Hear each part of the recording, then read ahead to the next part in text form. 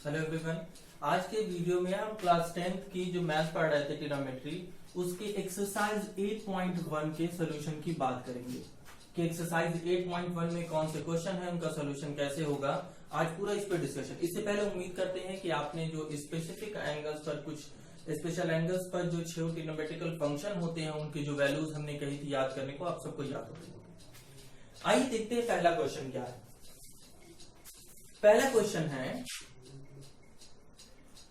First कह रहा है evaluate the following. First question उसमें है sine 60 cos 30 plus sine 30 cos 60। क्या आप में से कुछ लोगों ने इस सब को शायद ट्राई भी किया हो और अच्छे से सॉल्व भी हो गए, लेकिन खुद भी सोचने की बात है, क्या इसमें कुछ ऐसा है? हमने क्यों इससे पहले वाले लेक्चर में कहा था कि वहां जितने भी क्वेश्चन होंगे, उम्मीद है कि वो सारे खुद आप सॉल्व करेंगे और करेंगे भी आप। यहां देखिए, जिसको साइन 60 की वैल्यू याद होगी कि √3/2 है, उसको कुछ और करने की जरूरत है क्या?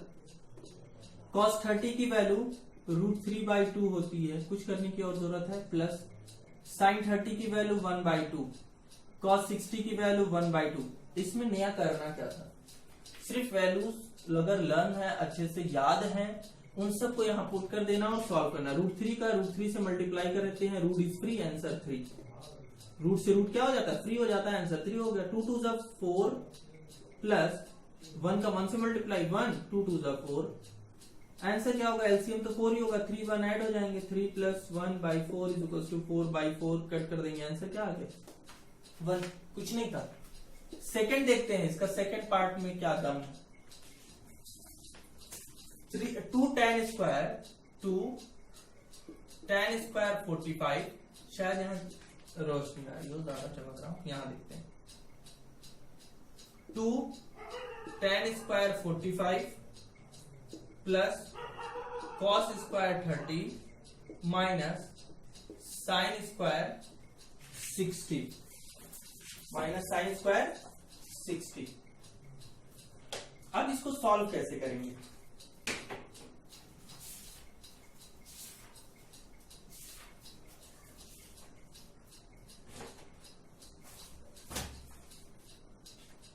अब इसको सॉल्व करते हैं। कैसे सॉल्व करेंगे? फिर वही बात, वैल्यू सारी लर्न होगी। 2 इंटू tan 45 की वैल्यू 1, तो tan का स्क्वायर इसीलिए 1 का भी स्क्वायर होगा। cos 30 की वैल्यू होती है √3/2, cos का स्क्वायर इसलिए इसका भी स्क्वायर होगा। माइनस साइन 60 की भी वैल्यू भी √3/2 ही होती है और इसका स्क्वायर कर देते हैं। अगर आप देखिए 2 1 का स्क्वायर 1 और 2 से मल्टीप्लाई करेगा तो ये सेम वैल्यू है। जब माइनस करेंगे तो उनकी वैल्यू भाई 3/2 ही 3/4 आएगा। रूट से स्क्वायर है तो फ्री हो जाएगा, और 2 का स्क्वायर 4 माइनस 3/4, ये दोनों एक दूसरे को कैंसिल आउट कर देंगे। आंसर क्या आ गया? 2। कोई दम है इस क्वेश्चन में? नहीं। इन सारे क्वेश्चन बहुत आसान है, लेकिन फिर भी एक बार डिस्कशन कर लेते हैं कि कुछ लोग अगर ऐसे हो जिनको प्रॉब्लम हो रही हो, कोई जरूरी नहीं है सब कुछ चीजें एक बार में समझ में आ जाए। हाँ, ये जरूर सबसे कहना है कि अगर किसी को क्वेश्चन नंबर 3 क्या है?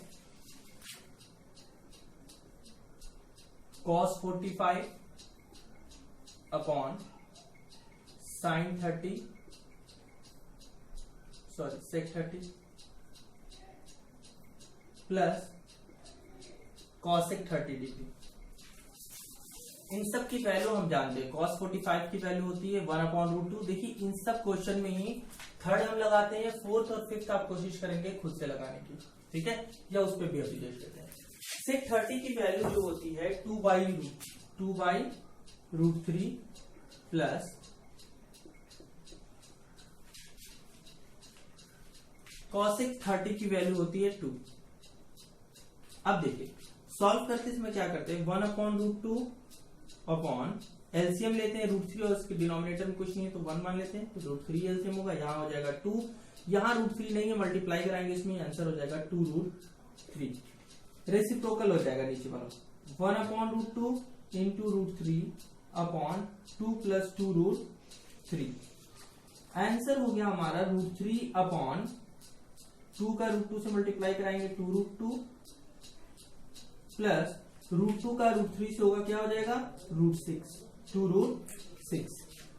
क्या करते हैं हम, डिनोमिनेटर में कभी भी अंडर रूट में वैल्यू नहीं छोड़ते, तो नीचे जिस भी साइन के साथ अगर पॉजिटिव के साथ है तो उसके नेगेटिव से उसको रेशनलाइज कर देते हैं। आइए √3 न्यूमरेटर और डिनोमिनेटर में हम क्या करते हैं, यहां हमारा है 2√2 प्लस 2√6। न्यूमरेटर और डिनोमिनेटर में 2√2 माइनस 2√6 से हम मल्टीप्लाई करा लेते हैं। 2√2 माइनस 2√6, ठीक। यहां जब हम मल्टीप्लाई कराएंगे तो ऊपर तो होगा √3 इंटू 2√2 माइनस 2√6, या इनमें से चाहे तो आप 2 कॉमन ले सकते हैं या 2√2 लिख सकते हैं, अपॉन यहां a प्लस बी और a माइनस बी, तो a square minus B square लिख सकते हैं ना, 2√2 का होल स्क्वायर माइनस 2√6 का होल स्क्वायर, ठीक है। सॉल्व करने में अब यहां हम देखते हैं 2√2 का स्क्वायर, 2 का स्क्वायर 4, √2 का स्क्वायर क्या हो जाएगा 2 होगा। इट मीन्स यहां हमारा टोटल आंसर हो जाएगा 8। और समझ रहे हैं ना कैसे, देखिए 2 2 जा 4 और √2 का जब स्क्वायर करेंगे तो वो तो 2 ही आएगा, तो यहाँ क्या हो गया 8 माइनस यहाँ पे 2 का स्क्वायर 4 और 6 इंटू 6 24, ठीक है। यहाँ हमारा आ गया value 2√3 √2 minus √6, 2√3 into √2 minus √6 upon minus करेंगे तो होगा -16, 2 8 जा 16, आंसर हो गया -3 का √2 से मल्टीप्लाई होगा 3 कहीं कोई प्रॉब्लम क्या है, 3 2 जा 6 माइनस 3, यहाँ पे क्या हो जाएगा 18, √18 बाई 8। करते क्या है, यहां देखिए अगर इस माइनस से हम मल्टीप्लाई करा दें, यहां क्या हो जाएगा √18 माइनस √6 बाई 8, और √16 को हम लोग 3 इंटू 3 इंटू 2 नहीं कर सकते, सॉरी हाँ 3 इंटू 3 इंटू 3 2, तो अंडर में 3 का स्क्वायर दिख रहा वो बाहर आ जाएगा, 3 √2 माइनस √6 बाई 8, यही हमारा क्या होगा आंसर होगा। ये थर्ड वाले का पूरा क्या हो गया सोल्यूशन। ऐसे ही करना है, कुछ नहीं, कैलकुलेशन है, सिर्फ फोर्थ हो या फिफ्थ हो सब में यही करना है कि बस कैलकुलेट करके उस वैल्यू को उसमें पुट करना, उसके बाद सारा कैलकुलेशन एक बार देख लेते हैं अगर ज्यादा कंफ्यूजन है। आइए देखते हैं क्वेश्चन नंबर 4।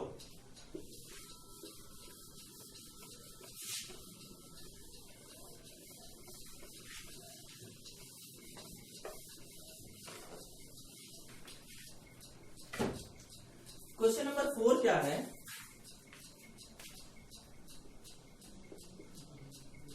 sin 30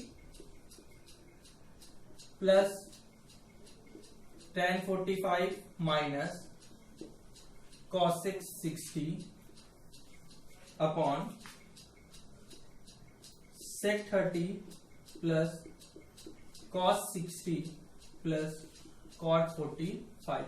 कुछ नहीं करना, इन सब की वैल्यू हमको पहले से पता है। sin 30 की वैल्यू कितनी होती है 1/2 प्लस tan 45 की वैल्यू 1 माइनस cosec 60 है 2/√3, sec 30 की भी 2/√3 होती है, प्लस cos 60 की 1/2 प्लस 1।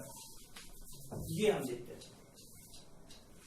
करना क्या है, बस वही कैलकुलेशन 2 1 जा 2 और 1 3/2 कर सकते हैं इसे, इन दोनों को ऐड करें -2/√3 अपॉन इन सबको ऐड कर लेते हैं। यहाँ पे भी 2/√3, 2 1 जा 2 1 3 प्लस 3/2। एलसीएम ले लेते हैं, ऊपर एलसीएम लेंगे 2 और √3 का एलसीएम क्या होगा 2√3, यहाँ 2 है √3 नहीं तो 3 से मल्टीप्लाई करेंगे 3√3 माइनस √3 यहाँ 2 से मल्टीप्लाई करेंगे तो 4 हो जाएगा अपॉन इन दोनों के डिनोमिनेटर में 2 और √3 का एलसीएम लेंगे तो क्या हो जाएगा 2√3 ही होगा एलसीएम, ठीक है।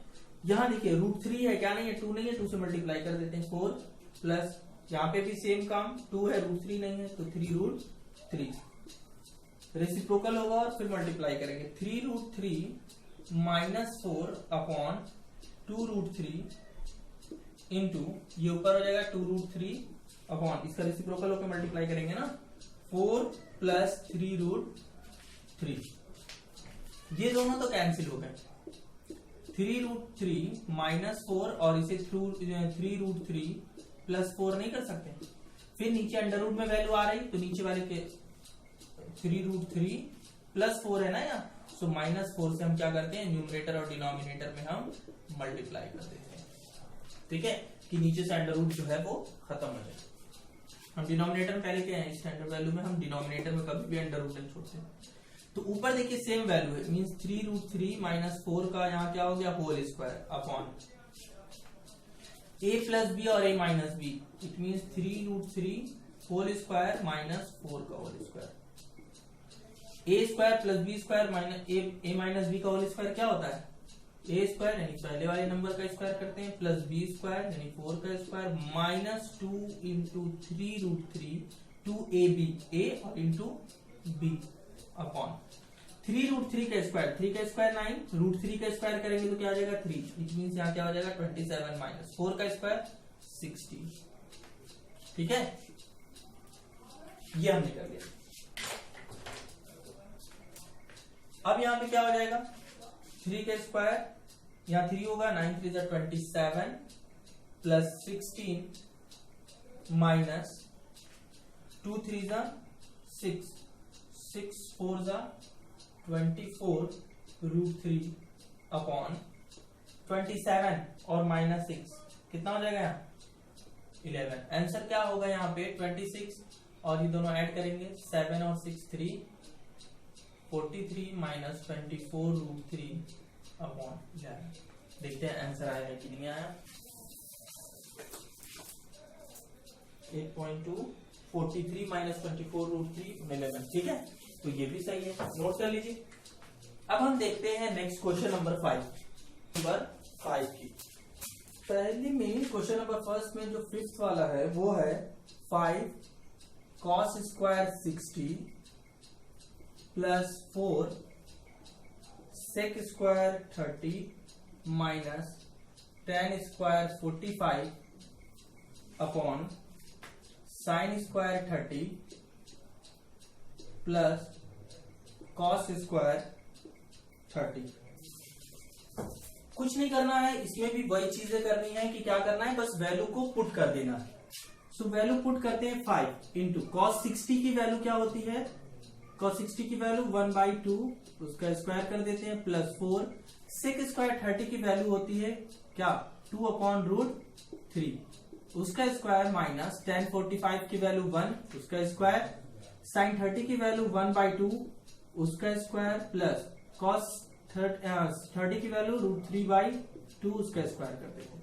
अगर हम देखिए 1 का स्क्वायर 1 ही होगा 5 से मल्टीप्लाई करेगा 5, 2 का स्क्वायर 4 5/4 प्लस 2 का स्क्वायर 4 4 जा 16/√3 का स्क्वायर 3 माइनस 1 अपॉन 1 का स्क्वायर 1 2 का स्क्वायर 4 प्लस √3 का स्क्वायर करेंगे तो 3/2 का स्क्वायर 4 होगा क्या 5/4 और इसको सॉल्व कर लेते पहले 3 1 जा 3 16 माइनस 3 कितना होगा 13 और इसका अगर एलसीएम लेंगे तो 4 ही एलसीएम आएगा ऊपर 1 और 3 ऐड होगा 4/4 कट हो जाएगा। डिनोमिनेटर में अगर 1 है तो उसको लिखने की जरूरत तो है नहीं, ऊपर हमारा आंसर क्या आ गया 5/4 प्लस 13/3।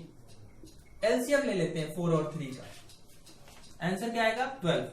4 3 जा 12 तो 3 से मल्टीप्लाई करा देते हैं इसमें 5 3 जा 15 डायरेक्ट लिख देते हैं प्लस 3 4 जा 12 होता है ना तो यहाँ पे भी हम अगर 4 से मल्टीप्लाई कराएंगे तो कितना हो जाएगा 52। आंसर हो गया 67/12। यही फिफ्थ का आंसर है। देखिए पूरे अगर 5 क्वेश्चंस की हम बात करें तो इन पूरे 5 क्वेश्चन में कुछ ऐसा नहीं था, बस वैल्यूज को पुट करनी थी और उसको पुट करने के बाद बस कैलकुलेशन है। तो इसका मतलब एक ही चीज है कि आपको वैल्यू याद होनी चाहिए, ठीक है, जितने भी ट्रिग्नोमेट्रिकल फंक्शन। अब इसको देखते हैं क्वेश्चन नंबर सेकंड को। क्वेश्चन नंबर सेकंड हमारा क्या है,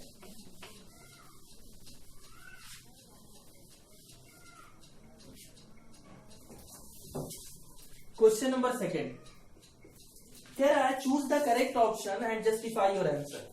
पहला दिया है 2 tan 30 upon 1 plus tan square 30। Option A यहां है sin 60, बी है cos 60, tan 60 और फिर sin 30t। कुछ नहीं करना है, tan 30 पे हम वैल्यू को चेक कर लेते हैं।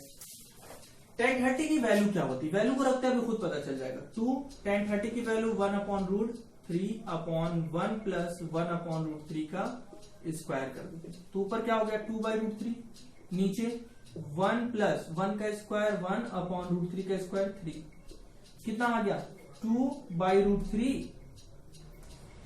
अपॉन 3 1 जा 3 और 1 4/3। मल्टीप्लाई कराते हैं तो इसका रेसिप्रोकल हो जाएगा, ये नीचे से ऊपर आएगा तो 3/4, 2 2 जा 4, ऊपर क्या आ गया 3/2√3। हम क्या करते हैं √3 से न्यूमरेटर और डिनोमिनेटर मल्टीप्लाई, क्योंकि आंसर नीचे √3 में तो छोड़ेंगे नहीं और ये किसी की वैल्यू भी नहीं है। तो यहां पर देखिए आंसर क्या आया, ऊपर हो गया 3√3 और नीचे देखिए रूट से रूट फ्री, आंसर क्या हो गया 3, 3 से 3 फ्री, आंसर इज √3/2। बेटा √3/2 एकदम क्लियर है कि ये सिर्फ sin 60 की ही वैल्यू होती है, तो हमारा ऑप्शन ए क्या होगा, सही हो गया क्या sin 60। क्लियर है, इसको नोट कर लीजिए एक बार। सेकेंड वाला देखते हैं क्या है।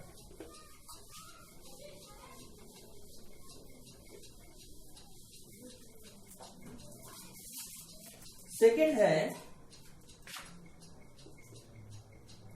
1 minus tan square 45 upon 1 plus tan square 45। इसकी भी 4 ऑप्शन है।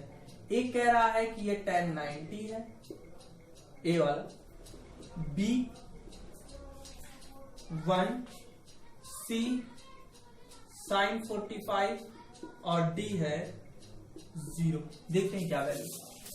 फिर वही सिंपल काम करना है, 1 माइनस tan 45 की वैल्यू कितनी होती है 1, तो 1 का स्क्वायर 1 प्लस tan 45 की वैल्यू 1, उसका स्क्वायर 1, ऊपर क्या आ गया 0/1, आंसर क्या आएगा, जाहिर सी बात है 0 आएगा। तो हमारा कौन सा ऑप्शन सही हो गया, डी वाला सही हो गया। क्लियर है ना, बस यहाँ tan 45 की वैल्यू ही रखा है हमने। ठीक, थर्ड जो इसमें क्वेश्चन है,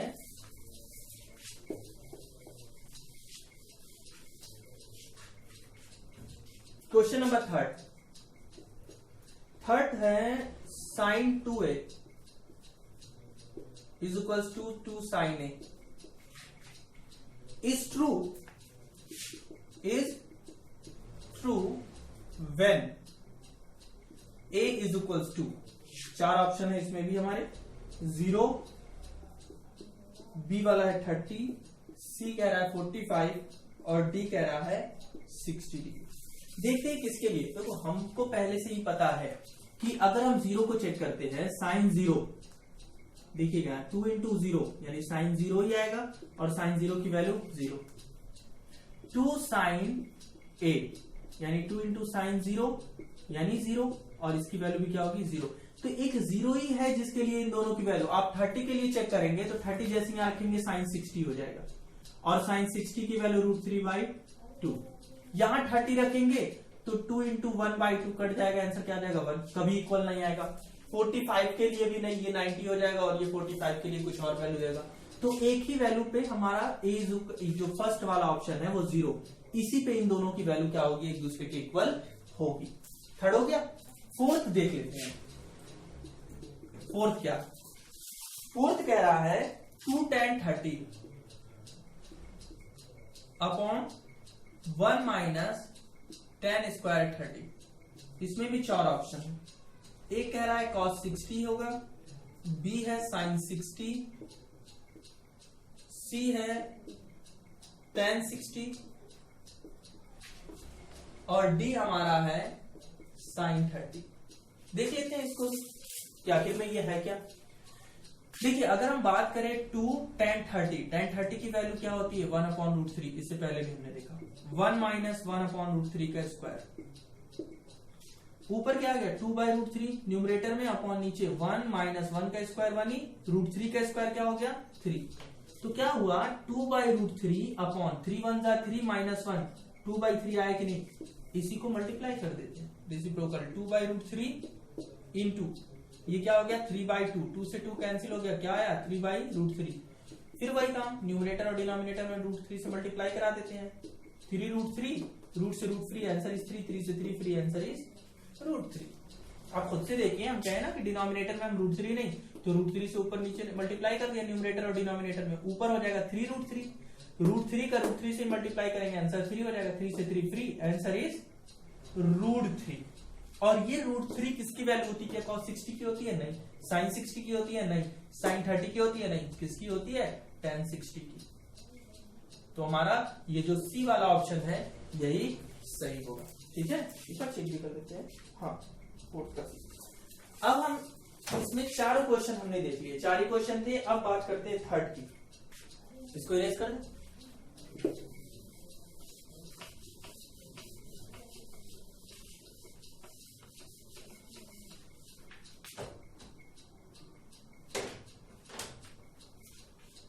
थर्ड क्वेश्चन क्या है, if tan a plus b is equals to √3 and tan a minus b is equals to 1/√3, then find a and b। a और b को हमको क्या करना है, फाइंड आउट करना है। आप जरा याद करें तो इससे पहले वाले लेक्चर में जब हम बात कर रहे थे, वहां एग्जांपल जो लास्ट वाला एग्जांपल लगाया था एकदम ऐसे ही था। यहां भी देखिए अभी अभी हम बहुत a प्लस बी की वैल्यू, √3 tan कितने की वैल्यू होती है, tan 60। दोनों को अगर कंपेयर कराएं तो a plus B is equals to क्या आ गया 60, इक्वेशन 1 मान लेते हैं। यहां पे भी tan a माइनस बी है ना, तो ये tan कितने की वैल्यू है, tan 30 की, तो a माइनस बी की वैल्यू कितनी हो गई 30, इक्वेशन 2। अगर इन दोनों को हम ऐड करें, देखिए माइनस बी या प्लस बी कैंसिल नहीं हो जाएंगे, एडिंग इक्वेशन 1 and 2, हम 1 and 2 को ऐड कर लेते हैं। सो a प्लस बी, अब इसमें इसका लेफ्ट हैंड साइड ऐड करेंगे, a minus B is equal to 60 plus 30, क्या हो जाएगा, इसी ये कट जाएगा, 2a इज इक्वल टू कितना हो जाएगा 90, then a is equal to 2 से अगर डिवाइड करेंगे तो क्या आएगा 45 आएगा। अगर a की वैल्यू हम फाइंड आउट कर चुके हैं तो किसी भी में पुट कर देते हैं, put a is equals to 45 in equation 1, यहां पे 45 रखते हैं, plus b is equals to 60, then b is equals to 60 minus 45 means 15 degree, b की वैल्यू 15 डिग्री आई, इसकी 45 डिग्री आ गई कि नहीं, दोनों की वैल्यू a और b की वैल्यू फाइंड आउट कर लिए, ठीक है। अब हम बात करेंगे लास्ट में एक है, एक ही क्वेश्चन और है 4, उसमें ट्रू फॉल्स है लेकिन उस पर डिस्कशन करना है वहां पे, तो उसको भी देख लेते हैं, पहले इसको इरेज करें।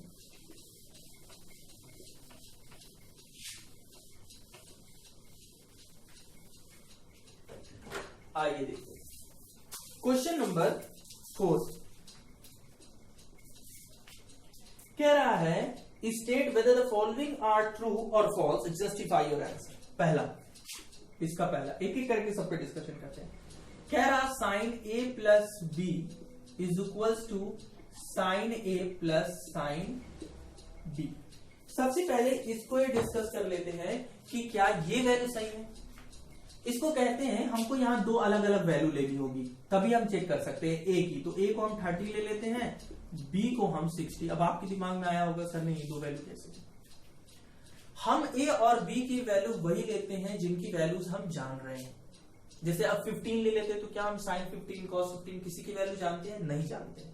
तो ऐसे में हम उसी की वैल्यू लेंगे जिन दो की वैल्यू हम जानते हो, और साथ ही साथ उनके ऐड करने पे जो वैल्यू आए वो भी वैल्यू हम जानते हो। जैसे कि यहाँ a प्लस बी, अगर हम यहाँ पे कुछ और वैल्यू ले लेते हैं और जिनका सम हम वैल्यू ही नहीं कर जानते, कि जैसे यहाँ पे हम जान रहे हैं 30 और 60 90 आएगा, तो हम sin 90 की वैल्यू जान रहे हैं तो हम कर सकते हैं, ठीक है। तो हम क्या करते हैं, पहले लेफ्ट हैंड साइड लेते हैं।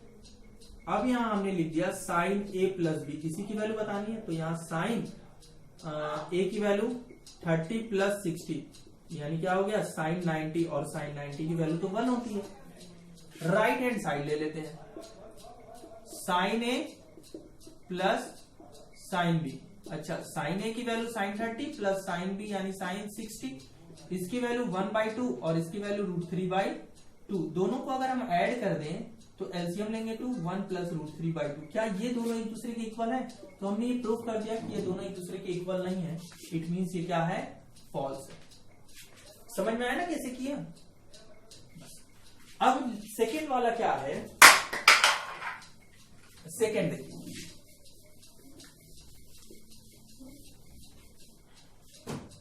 सेकेंड क्वेश्चन है, कह रहा है the value of sine theta, fourth का second, the value of sine theta increases, the value of sin theta increases as theta increases। sin theta की वैल्यू इंक्रीज करती है, the value of sin theta increases as theta increases। तो हम देखते हैं sin की value क्या होती है अलग अलग। sin की वैल्यू अगर हम देखें डिफरेंट पे, तो यहां पे क्या होती है? 0 के लिए भी हमने देखा 30, 45, 60 एंड 90। साइन की वैल्यू यहां देखिए, साइन 0, 0, 1/2, 1/√2, √3/2 और 1।